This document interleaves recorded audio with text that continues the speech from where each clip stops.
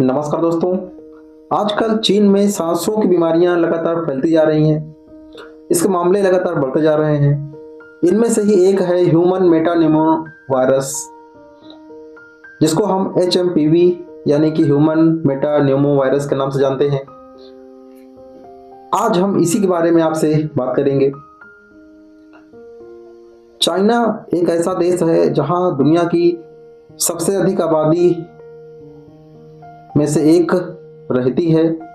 भारत के बाद चाइना विश्व की सबसे अधिक आबादी वाला देश है। वहां पर 2020 के वर्ष में फैले हुए कोरोना वायरस ने सबकी चिंताएं बढ़ा दी थी। वर्तमान में फिर से एक बार HMPV नाम का ये आम वायरस, जो कि सांस की नली प्रभावित करता है, फैल चुका है। हालांकि यह कोई नया वायरस नहीं है। 2001 में पहली बार इस वायरस को खोजा गया था और ये पूरी दुनिया में सांसों के संक्रमण का एक आम कारण भी माना जाता है। आमतौर पर HMPV की बात करें तो इसके जो लक्षण होते हैं वो बिल्कुल हल्के से सर्दी जुकाम जैसे लक्षण आते हैं। लेकिन अगर छोटे बच्चे हैं, बुजुर्ग हैं या जिनकी इम्यूनिटी पावर, प्रतिरक्षा प्रणाली कमजोर है, तो इन लोगों के अंदर ये एक गंभीर समस्या का कारण बन सकती है, एक गंभीर बीमारी का रूप ले सकती है। यही कुछ नज़ारे वर्तमान में चीन में देखने को मिल रहे हैं।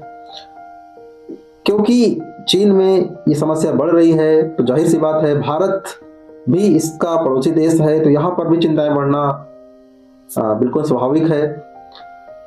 जब भी HMPV की बात होती है तो उनके लक्षणों को जानना बहुत जरूरी है।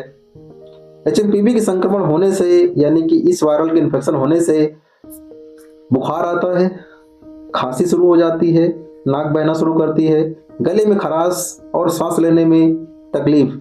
ये कुछ बेसिक लक्षण हैं जो एक सिंपल गले के इन्फेक्शन में होते हैं। वही लक्षण लगभग इस वायरस के इन्फेक्शन में भी हमें देखने को मिलता है।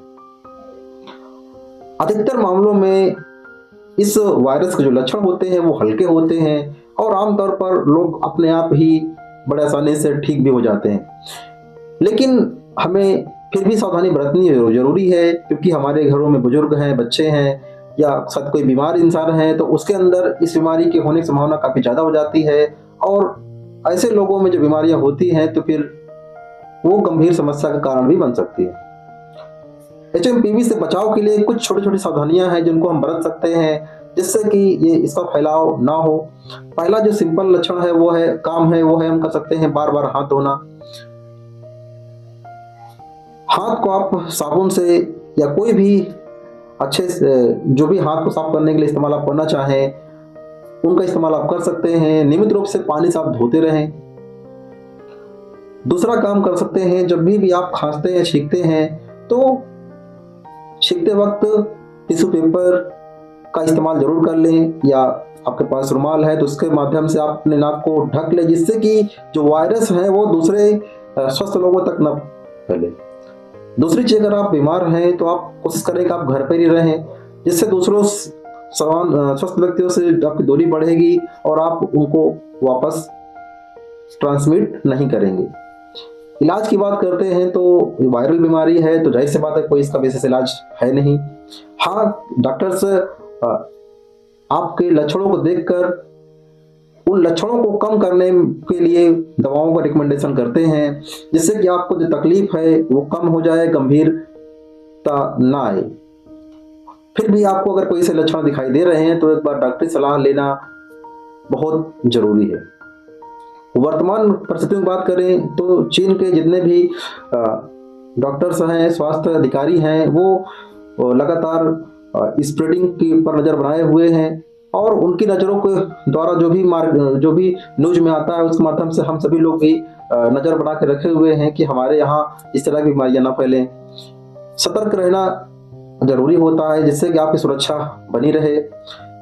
ये जरूरी आपके लिए भी है कि आप दूसरे देशों में जो होने वाले स्वास्थ्य की समस्याएं हैं उन पर भी थोड़ी बहुत जानकारी जरूर रखें और जो भी आपको आपके डॉक्टर्स के माध्यम से या गवर्नमेंट के माध्यम से कोई भी एडवाइजरी जारी होती है तो उसका 100% पालन करते रहें, जिससे कि बीमारियां आगे स्प्रेड ना हो। फिर भी अगर आप कोई लक्षण आते हैं तो डॉक्टर की सलाह लेना आप बिल्कुल ना भूलें। जिससे कि आप स्वस्थ रहेंगे और आपका परिवार भी सुरक्षित रहेगा। आपको ये जानकारी कैसी लगी कमेंट बॉक्स में जरूर जाएं, लिखें, जिससे कि हम आगे भी कुछ इंफॉर्मेटिव बातें जो जरूरी हैं आपको जानने के लिए वो लाते रहें। मिलते हैं फिर किसी नेक्स्ट वीडियो में, तक के thank you and God bless you.